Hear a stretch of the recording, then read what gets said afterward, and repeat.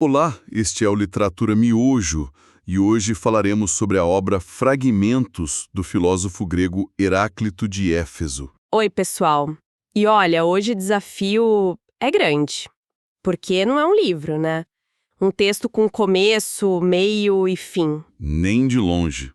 O que a gente tem do Heráclito são literalmente cacos.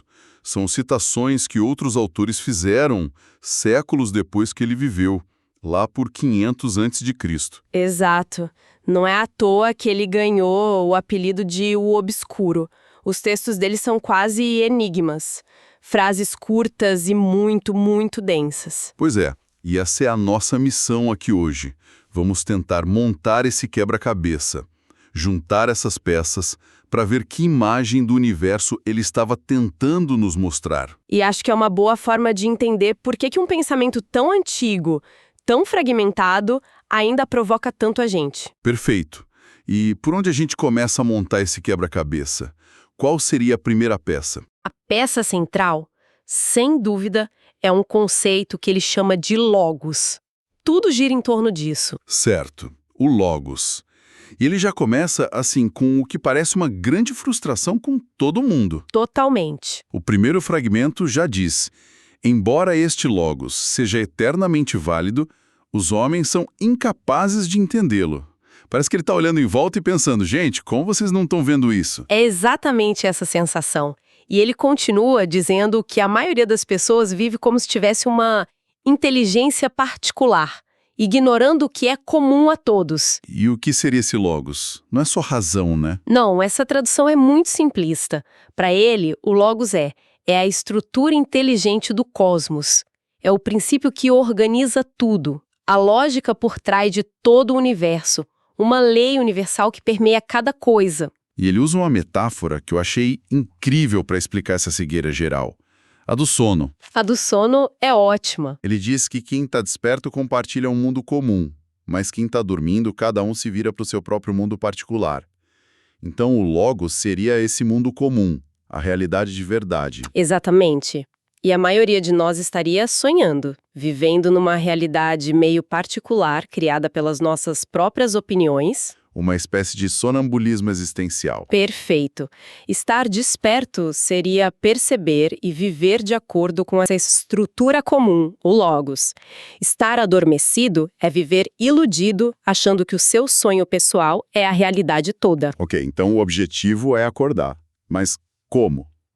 É aí que a coisa começa a ficar um pouco, sei lá, confusa para mim. Onde exatamente? Porque, por um lado, ele fala que os amantes da sabedoria devem se familiarizar com muitos particulares.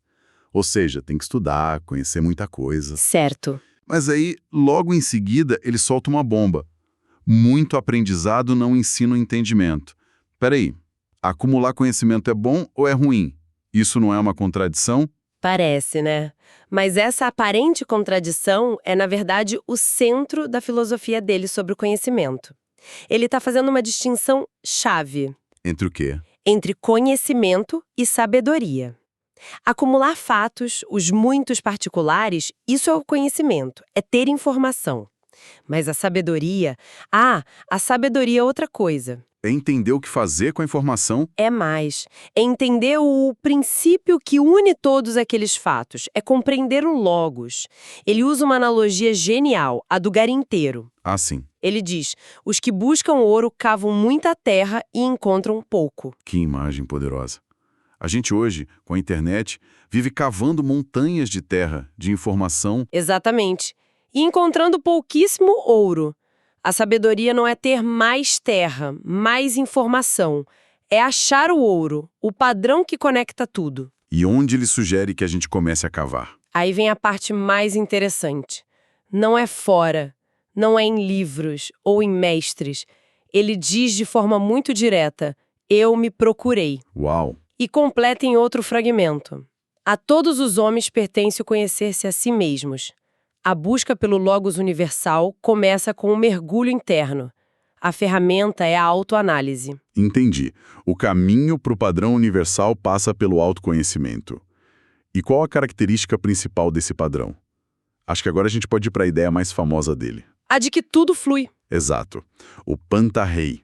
tudo está em constante movimento. O devir, né? O vir a ser. A frase mais famosa, você não pode entrar 2 vezes no mesmo rio, na verdade é uma versão de Platão sobre o que ele disse. E como é a versão original? Aqui chegou pra gente é ainda mais poética, sobre aqueles que entram nos mesmos rios, águas diferentes e sempre diferentes fluem. O genial aqui, para mim, é que não é só o rio que está mudando. Não mesmo. A pessoa que entra no rio também já não é a mesma. A cada segundo eu sou diferente. Nós também somos rios. Perfeito. Nada é, tudo está se tornando. É uma ideia muito radical. O que a gente chama de estabilidade de uma coisa é só um momento, uma fotografia que a gente tira de um processo que não para nunca. E ele tem aquela frase que vira tudo de cabeça para baixo. Qual delas? É na mudança que as coisas encontram repouso. O normal do universo não é ficar parado, é se transformar. O descanso está no próprio movimento. Exatamente. O repouso é uma ilusão. Mas o que move essa mudança toda? É aqui que a gente entra numa das ideias mais difíceis dele, eu acho. Sei qual é. Ele diz: a guerra é pai e rei de tudo. Sinceramente, isso soa muito violento. Quase uma celebração da destruição. Sim, a reação inicial é essa. É um choque. Mas a chave é a palavra grega que ele usa, pólemos. A gente traduz como guerra, mas o sentido é bem mais amplo. É tipo conflito. Exato. Conflito, tensão, disputa, oposição. Não é sobre exércitos, mas sobre uma condição da existência. Para Heráclito, é a tensão entre forças opostas que gera o movimento, que cria a realidade. Então, sem essa tensão, tudo ficaria parado, morto. Inerte. Pense na corda de um violão. A música só existe por causa da tensão na corda. Se você afrouxar, ela fica inútil, silenciosa. O conflito é o que gera a música do universo. Então, quando ele diz que a luta é a justiça, ele não está defendendo a violência. Não, ele está dizendo que a justiça do cosmos é esse equilíbrio dinâmico que nasce da oposição. É por isso que ele critica o poeta Homero por desejar o fim dos conflitos. Se esse conflito acabasse. Tudo deixaria de existir. Atenção ao que mantém as coisas vivas. Essa analogia do instrumento musical é fantástica. A tensão não é um problema, é a fonte da beleza. E isso nos leva direto para outra peça do quebra-cabeça, né? A unidade dos opostos. Exato.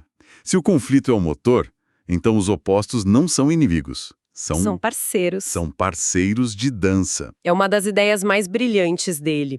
Os contrários não se anulam, eles se definem. Um precisa do outro para existir. Não tem luz sem escuridão, nem saúde sem doença. São duas faces da mesma moeda. Exatamente. Como ele diz, a oposição traz a concórdia. Da discórdia surge a mais bela harmonia. E os exemplos que ele usa são tão simples, mas tão profundos. O caminho para cima e o caminho para baixo são um e o mesmo. É o mesmo caminho, só depende da sua perspectiva. Ou é pela doença que a saúde é agradável. A gente só dá valor para a saúde quando fica doente. Tem um que eu acho incrível, que é: a água do mar é ao mesmo tempo muito pura e muito suja. Como assim, né? Como assim? É pura e vital para os peixes, mas é suja e mortal para nós humanos. A qualidade não está na água em si, mas na relação, na perspectiva. Ok, o quebra-cabeça está quase completo. Temos o Logos como a lei universal. Essa lei se manifesta como um fluxo constante, o devir. Esse fluxo é movido pela tensão, o polemos, e essa tensão mostra que os opostos são uma unidade. Falta peça física. Onde entra o fogo em tudo isso? O fogo é o elemento que amarra tudo. É a manifestação material perfeita para todas essas ideias. Pense no fogo. Ele é pura mudança. Ele nunca está parado. Ele consome e transforma. E energia pura. É. Para Heráclito, o fogo é o elemento primordial, a substância de que tudo é feito. Eu lembro de uma citação dele que parece quase física moderna. Algo sobre uma troca. É espetacular. Há uma troca de todas as coisas por fogo e de fogo por todas as coisas, assim como há de mercadorias por ouro e de ouro por mercadorias. É uma analogia de uma clareza impressionante. Totalmente.